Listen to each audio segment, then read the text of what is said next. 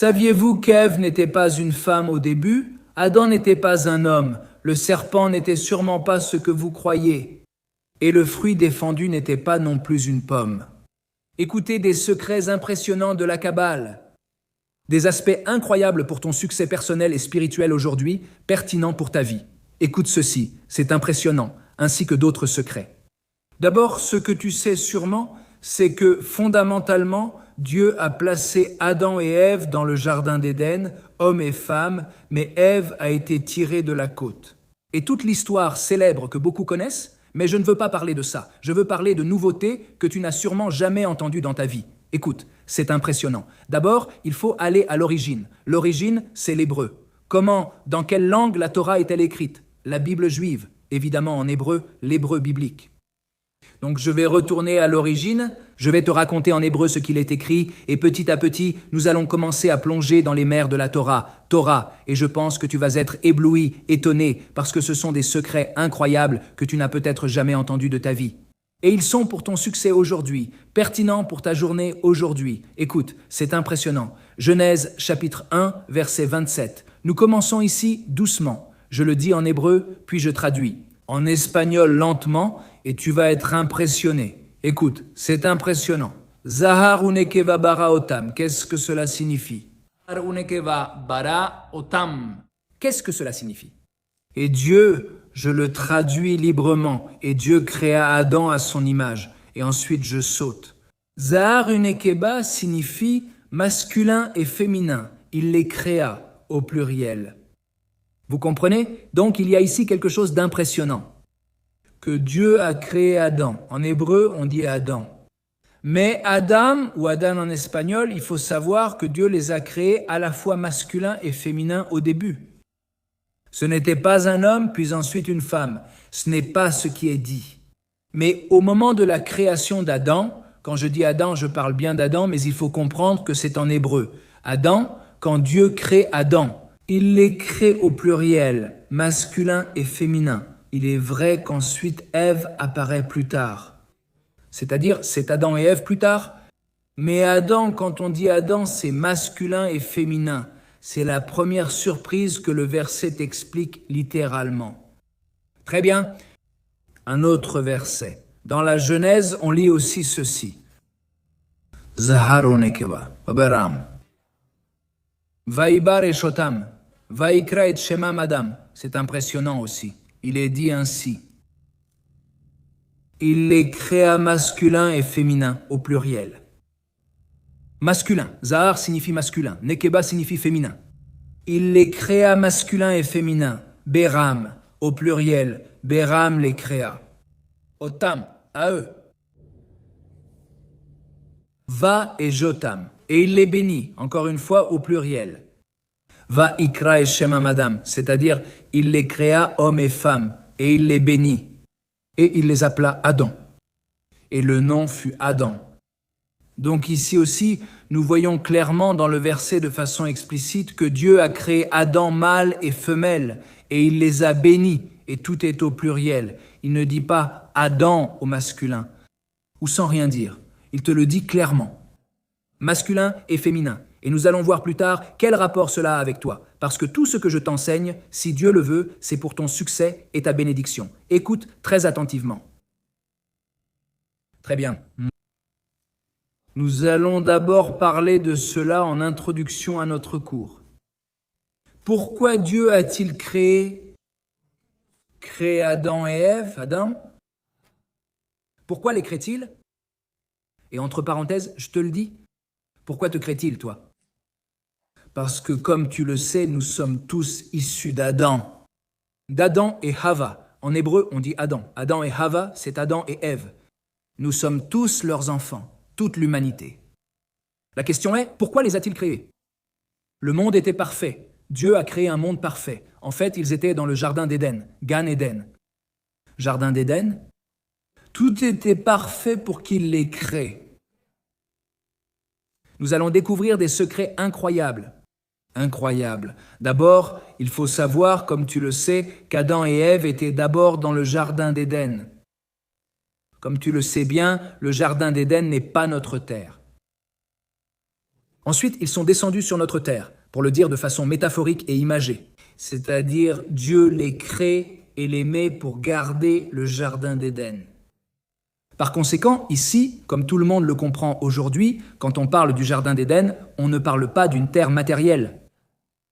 Par conséquent, ici aussi, il y a un plan spirituel très élevé. Qu'Adam et Ève étaient également sur un plan élevé de la création. Ce n'était pas la terre que nous connaissons aujourd'hui. Après avoir mangé du fruit défendu, c'est là qu'ils sont descendus à notre niveau, pour le dire ainsi.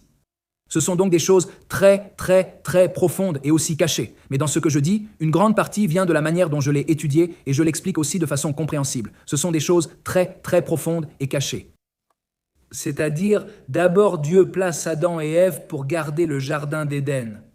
Et il leur dit, comme vous le savez sûrement, de tous, je le dis un peu avec mes mots, de tous les arbres que vous voyez ici, vous pouvez manger.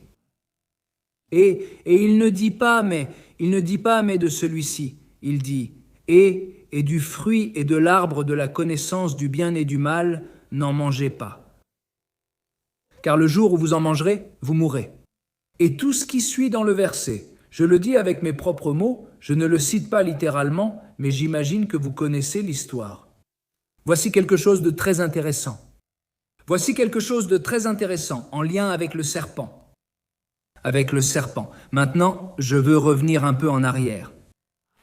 Avant qu'Ève et Adam ne soient créés, ils étaient, pour ainsi dire, dans le monde des âmes.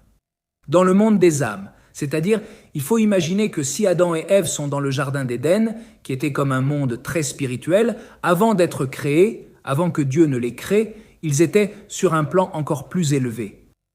Maintenant, il faut voir que lorsque le serpent commence à parler avec Ève, il se passe quelque chose de très intéressant.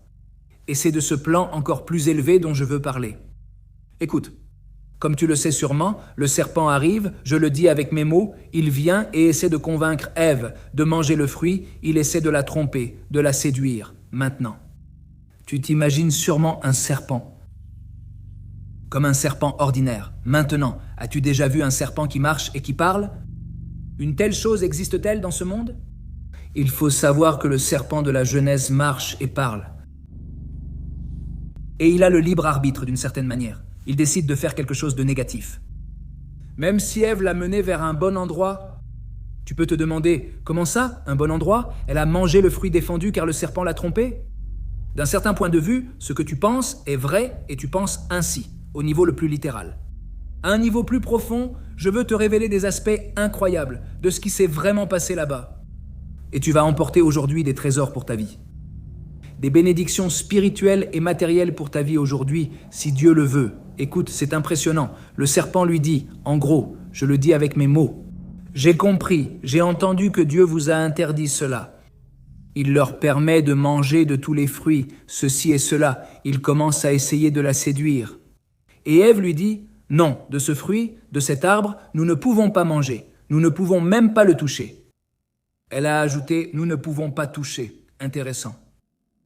Et que fait le serpent ? Vous ne pouvez pas toucher. Il la pousse. Ève touche l'arbre. Et le serpent lui dit, « Tu as vu ? De la même façon que tu as touché l'arbre et qu'il ne t'est rien arrivé.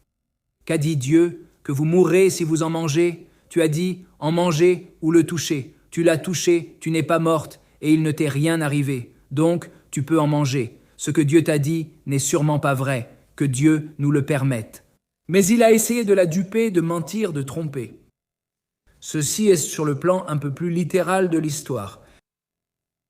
Ici, nous voyons ce qu'Ève a compris. Très intéressant. Le serpent lui a dit ainsi. Tout cela, encore une fois, je le dis souvent avec mes propres mots pour ne pas m'arrêter sur la lecture. Mais fondamentalement, le concept est le suivant. Le serpent lui dit ce qui suit. Dieu craint que vous ne deveniez comme Dieu. Parce que c'est l'arbre de la connaissance du bien et du mal. Et Dieu connaît évidemment le bien et le mal. Et si vous en mangez, vous serez comme Dieu. Vous comprendrez le bien et le mal. Et Dieu craint cela. Par conséquent, Dieu vous l'a interdit. Parce qu'il craint cela. Qu'a compris Ève ? Ève a compris quelque chose de très intéressant. Et c'est ce à quoi je veux me connecter. À ce dont Ève s'est souvenue lorsqu'elle était dans le monde des âmes. Avant de descendre dans le monde, dans le jardin d'Éden, Ève s'est souvenue de ce qui suit. Tout cela, je le dis avec mes propres mots, selon ce que j'ai étudié.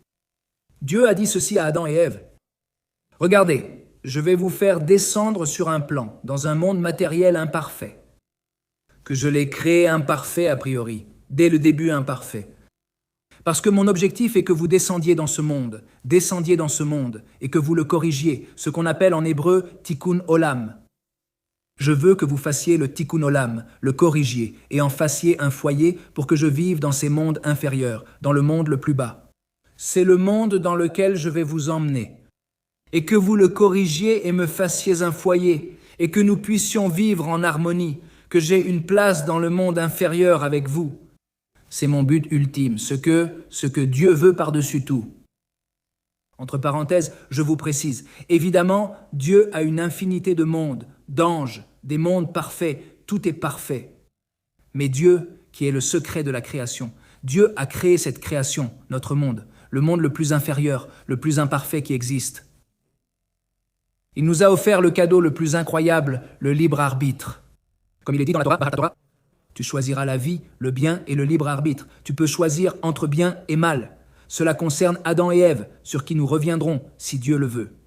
Qu'est-ce que cela signifie? Et Dieu dit, si vous corrigez ce monde, vous faites une demeure pour moi. Un foyer? Qu'est-ce qu'un foyer? Un foyer, ce n'est pas une maison avec 4 murs et un toit. Un foyer, c'est un endroit où l'on peut vivre en harmonie, être soi-même.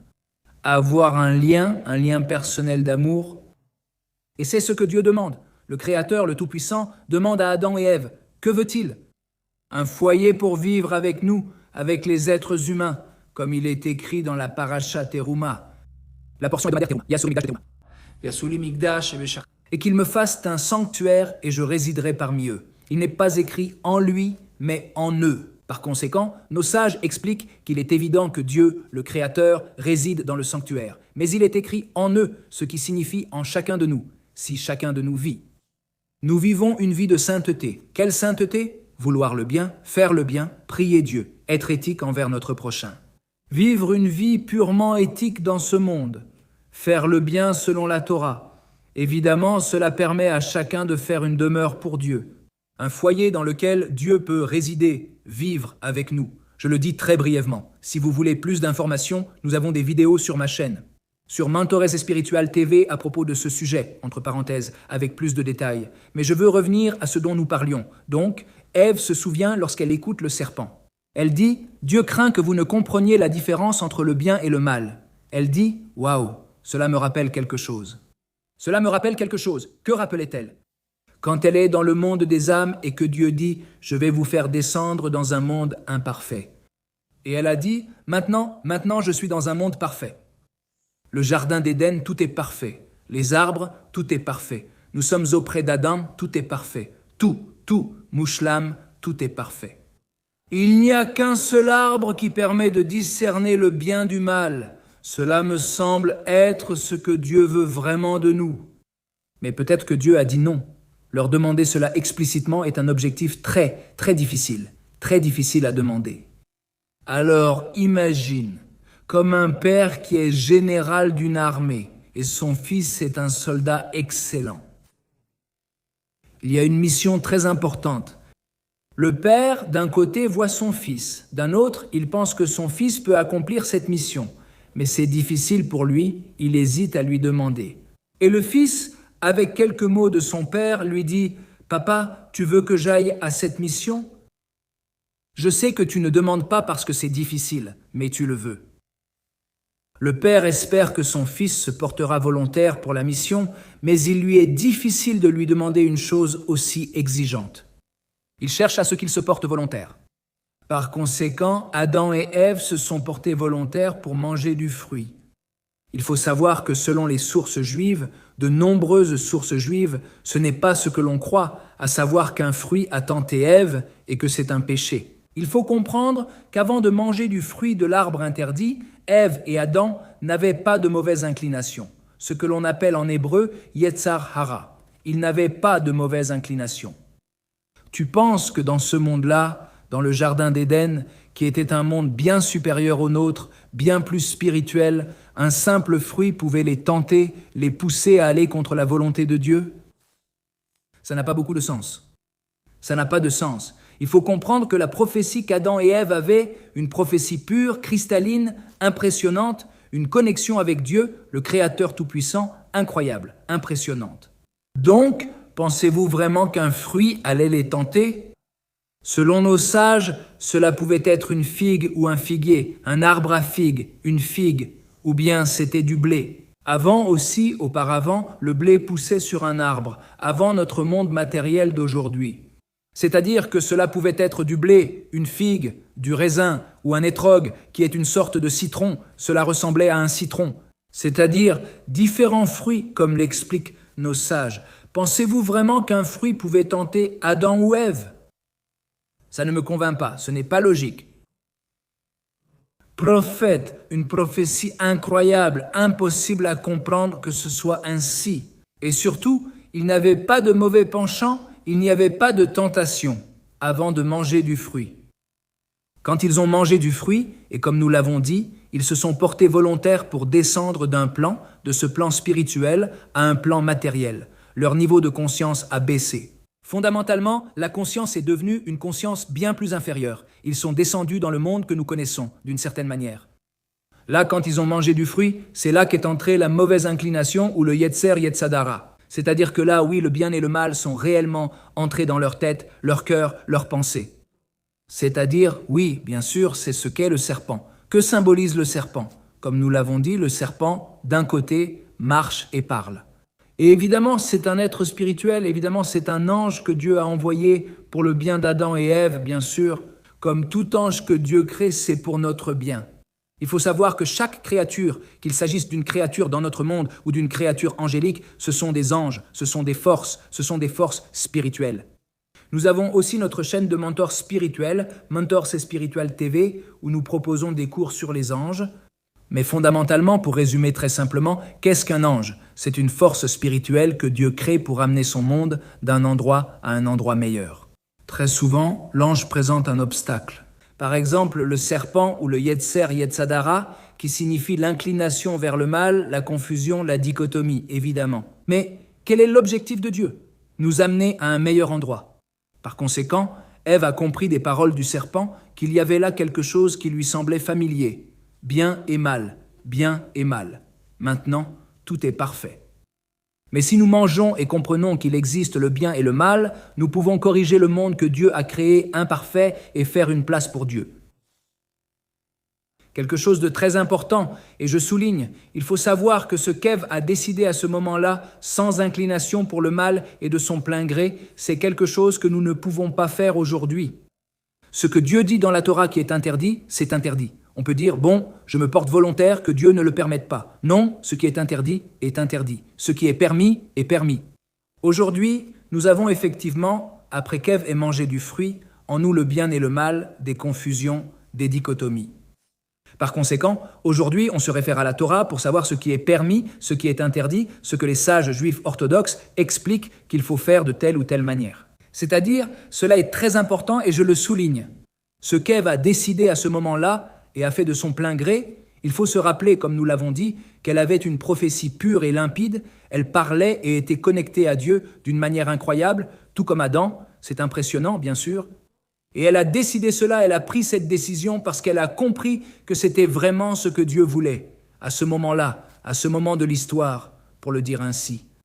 Aujourd'hui, pourquoi sommes-nous ici ? C'est ce que je veux t'expliquer car cela compte pour ta vie actuelle. Toutes ces informations que je te donne, il faut comprendre que, comme nos sages kabbalistes nous voient, nous et tous les autres, toute l'humanité, ils voient chacun de nous de façon métaphorique. C'est comme si chacun portait un sac qui représente essentiellement la correction que chacun de nous doit accomplir. Après que Ève ait mangé du fruit, et Adam aussi. C'est-à-dire, après qu'Ève et Adam aient mangé du fruit, ils ont abaissé leur niveau de perception, ils sont descendus dans ce monde matériel avec un monde à corriger, Et comme nous l'avons dit, l'objectif de Dieu est que nous fassions le tikkun olam, c'est-à-dire la réparation du monde. Et il faut regarder ta vie. Et ici, je voudrais conclure le cours. Et que tu vois et emportes avec toi des outils pratiques pour ta vie que fondamentalement, tu as comme un sac à dos, un sac dans lequel se trouvent tes corrections. En hébreu, on dit tikkunim, tes corrections spirituelles et matérielles à accomplir dans ce monde. C'est-à-dire, chaque situation qui se présente à toi est un potentiel de correction. Par conséquent, quel est ton lien avec Adam et Ève? Chaque correction que tu fais dans ce monde corrige le fait d'avoir mangé le fruit. Est-ce que c'est clair? Est-ce que c'est clair, le fait de manger le fruit? Il faut voir que lorsque Dieu a dit que s'ils mangent, il a dit parce que le jour où ils mangeront, ils mourront. Différentes choses très importantes à savoir. D'abord, Adam et Ève n'avaient pas peur de la mort. Ils étaient nouveaux dans ce monde. Ils ne connaissaient pas la mort. C'est la première chose. Donc, cela ne les menaçait pas, la mort. Il faut comprendre pourquoi Dieu leur a dit « Le jour où vous mangerez, vous mourrez ». D'abord, pourquoi? Car le jour où vous en mangerez, vous mourrez. Réfléchis bien. Dieu l'exprime de façon prophétique. Vous mangerez, car le jour où vous mangerez, vous mourrez. Si Dieu dit parce que le jour où vous mangerez, vous mourrez, qu'est-ce que cela signifie? Vous allez mourir, que vous allez manger. Que signifie vous mourrez? C'est aussi important. Mais d'abord, c'est Ève a compris parce que le jour où vous mangerez, vous mourrez. Parce que le jour où vous mangerez, nous allons manger. Il n'a pas dit mais si vous mangez, vous allez mourir. Ce n'est pas écrit comme ça dans le verset. Parce que le jour où vous en mangerez, vous mourrez. Je le dis avec mes mots, mais c'est l'idée du verset. Impressionnant. Par conséquent, Ève a compris que Dieu veut vraiment que nous mangions. Mais comme nous l'avons dit, Dieu, celui qui est là-haut, le Créateur Tout-Puissant, veut que nous fassions ce choix de notre plein gré. Il veut que nous soyons volontaires pour manger et corriger le monde le plus inférieur des mondes, descendre à un niveau de conscience de façon abrupte. Mais dans quel but? Avec un but supérieur ultime qui est de faire une demeure pour Dieu et de corriger ce monde, faire le tikkun olam. Donc revenons à toi. Quand nous disons ta correction, c'est que tu corriges cela, ce fait de manger du fruit. Et que signifie ils mourront? Il faut voir qu'a compris Ève. Ils mourront, ce n'est pas seulement mourir au niveau, en fait. Ils ont mangé du fruit. Il faut comprendre que « ils mourront » signifie qu'ils ont perdu un certain niveau de perception. « Ils mourront » n'est pas littéralement mourir, décéder. Cela implique aussi ce qu'on appellerait des chutes. Des descentes, tomber dans un puits et monter et descendre. Et tout ce qui serait, comme il l'a aussi dit à Adam, qu'avec la sueur de ton front, tu mangeras le pain. Ton travail demandera beaucoup d'efforts. Et ça va être difficile. La mort aussi dans le sens des difficultés, des défis, des chutes et des montées et des chutes, c'est-à-dire une vie de défis, dans ce sens-là. Et Ève a compris qu'il y avait là un secret impressionnant. Il y avait là un secret impressionnant, que c'est ce que Dieu veut pour que nous lui fassions un foyer. Par conséquent, il faut aussi comprendre que lorsque Dieu demande à Adam « Pourquoi as-tu mangé ?» Beaucoup de gens pensent qu'Adam, par peur, a dit « Non, non, non, non, c'est elle, c'est la coupable, la femme que tu m'as donnée, la coupable, et il lui a rejeté la faute. » Beaucoup de gens ont un lien avec Dieu, comme si Dieu était en colère, et qu'il se fâche, et qu'il lance des éclairs. Et qu'as-tu fait? Ayeka, il s'est caché. Ayeka, où es-tu? Oh, Ayeka. Où es-tu? Pourquoi as-tu mangé ça? Non, c'était elle. Non, c'était elle. On peut lire les versets d'une manière totalement différente. Ayeka. Où es-tu? Qu'as-tu fait? Comment t'en es-tu rendu compte? Étonné? Dieu était étonné? Comment s'en sont-ils rendus compte? Comment t'en es-tu rendu compte, Adam? Que c'était ce que Dieu voulait. Et que je ne pouvais pas le leur demander. Enfin, Dieu peut tout, évidemment, mais il a décidé de ne pas le demander explicitement. Comment t'en es-tu rendu compte, Adam? Étonné. Évidemment en prophétie. Et Adam a dit, non, non, Dieu. Dieu bien-aimé, le Créateur tout-puissant, le mérite ne me revient pas. C'est ma femme bien-aimée que tu m'as donnée. C'est elle qui s'en est rendue compte et qui m'a donné à manger du fruit pour que nous corrigions le monde que tu veux voir corrigé. Par conséquent, il faut voir que le ton avec lequel Dieu parle et celui avec lequel Adam parle peut être totalement différent de ce que tu as entendu. Il est vrai qu'au niveau littéral, il y a des explications, des commentateurs. Oui, c'est vrai, c'est réel, c'est vrai. Mais selon le hassidisme, il faut comprendre qu'on peut lire cela d'une manière très différente, dans laquelle on se relie à Dieu d'une façon bien plus réelle que Dieu. Dieu aime ses créatures, il aime ses créatures. Dieu t'aime, Dieu a confiance en toi. Dieu sait que tu peux porter ton petit sac à dos, qui représente toutes tes qualités personnelles, tes forces, tes talents, mais aussi tes faiblesses. C'est aussi cela que tu es venu corriger. Ce qui te demande un effort est un indice de ce que tu es venu corriger. N'aie pas peur. Tu t'es rendu compte d'un problème que tu as, d'une difficulté, d'une faiblesse, comme on dit en anglais, un shortcoming, une faiblesse que tu as. N'aie pas peur, corrige. C'est ton travail, c'est ton travail. C'est comme si quelqu'un te disait « Regarde, ceci est cassé, tu peux le réparer ?» Bien sûr, c'est mon travail, je suis un professionnel dans ce domaine, donc tu l'es aussi dans tes corrections.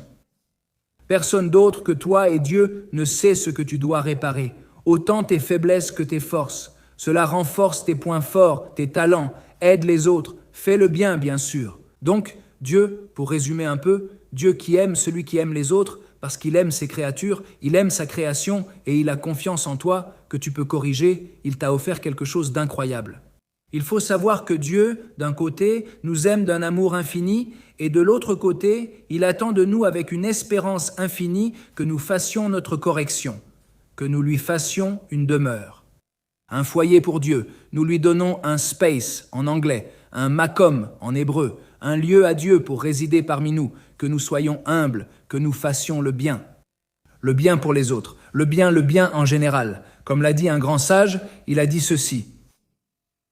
Ta matérialité indique à quel niveau spirituel je me trouve. Encore une fois, ce que je peux faire, je vais mieux l'expliquer. Ce que je peux faire pour toi, au niveau matériel, concret, cela indique quel est mon niveau spirituel. Par conséquent, cela cache des secrets impressionnants et a beaucoup à voir avec ce dont nous parlons. C'est-à-dire, tout ce que tu peux faire de concret et de matériel pour les autres indique sur quel plan spirituel tu te trouves. C'est-à-dire, pense maintenant, pense que chaque correction que tu fais, chaque bonne action que tu fais, chaque bonne pensée que tu as, chaque bonne parole d'encouragement aux autres, tu enseignes ta prière ou tu aides les autres, tu encourages tes fils et tes filles, tu donnes de la motivation sur ton lieu de travail, dans ta famille, avec ton grand-père, ta grand-mère, ton petit-fils, ta petite-fille, ton père, ta mère, ton fils, ta fille, où que tu sois, au travail, aux études, où que tu sois, pense, comment puis-je penser le bien, dire le bien, faire le bien ? Pensée, parole et action. Sur tous les plans, faire le bien et ainsi corriger ce monde qui est mon petit sac à dos, c'est mon sac, dans lequel je viens corriger. Corriger la correction qui a tout commencé depuis Adam et Ève. C'est impressionnant pour notre bien et pour le bien de Dieu. Dieu décide d'avoir besoin de toi. Dieu, s'il t'a créé, décide, comme l'a dit un grand sage, que le jour de ton anniversaire est le jour où Dieu décide que ce monde ne peut pas exister sans toi. C'est impressionnant, chaque jour ressemble à ton anniversaire. Comme on dit, le livre des psaumes se termine comme il a commencé, au chapitre 150 en hébreu. Il est écrit « Kol haneshama tehalelia, Halleluja, Kol haneshama tehalelia, Halleluja ». Chaque âme louera Dieu, « Kol haneshama tehalelia, Halleluja ». Chaque âme, je te l'ai traduit librement, je l'ai traduit. Chaque âme, Kol haneshama tehalelia, Halleluja. Chaque âme louera Dieu. Impressionnant. Il faut savoir que le mot neyama signifie âme, neyima signifie respiration. Chaque respiration que tu as ici à chaque instant, je t'invite à réfléchir. Réfléchis et respire. Chaque respiration que tu as est un cadeau de Dieu. C'est Dieu qui t'insuffle la vie. Neyama, c'est l'âme. Neshima, neyima, c'est la respiration. Chaque respiration que tu as est un souffle de vie que Dieu t'offre et c'est comme un anniversaire. Pas seulement une fois par an, chaque moment, chaque instant de notre vie est comme un anniversaire. Nous vivons dans ce monde pourquoi ? Pour faire le bien.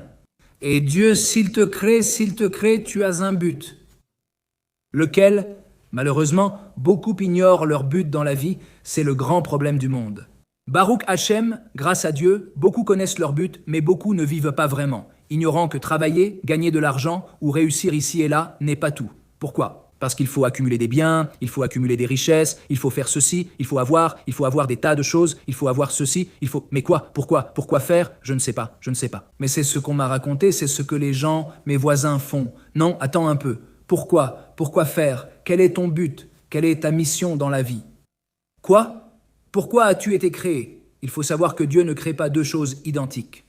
Dans toute l'histoire de l'univers, tout comme ton empreinte digitale est unique dans l'histoire, il n'y a jamais eu d'empreinte digitale comme la tienne. Avant toi et après toi, non, il n'y en a jamais eu et il n'y en aura jamais. Tu es unique dans l'histoire, avec une mission unique dans l'histoire. Chaque instant est une mission.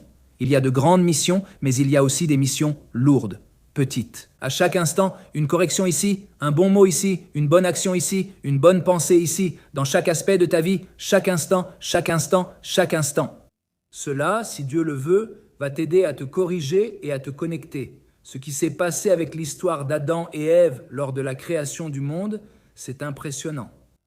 Alors, que ce grand voyage, ce grand but de la vie, que tu le vives à chaque instant, de façon réelle, que tu sentes que tu es en train de te corriger. Et ainsi, Dieu t'offre, tout comme il t'aime, il t'offre le libre arbitre, faire le bien, faire le bien. Par exemple, dans notre communauté d'Israël High, une belle communauté, qui en fait? Je t'invite à t'inscrire ici dans la description sur le lien pour faire partie de ma chère communauté Israël High. Avoir un lien avec moi en m'écrivant, il y a un numéro WhatsApp, il y a des rencontres, il y a des cours, c'est impressionnant, nous faisons le bien, tu te connectes avec moi, tu te connectes avec la terre d'Israël au quotidien. C'est impressionnant, des actions sont menées pour faire le bien en Israël. Des familles de soldats, des femmes de soldats, toutes sortes d'activités et de cours impressionnants. Une organisation qui fait et veut faire le bien et veut faire le bien, et je t'invite à en faire partie. C'est un exemple. C'est-à-dire, on peut rejoindre de bons endroits dans ta famille. Fais le bien où que tu sois, fais le bien, que tout soit avec beaucoup de succès et de bénédiction.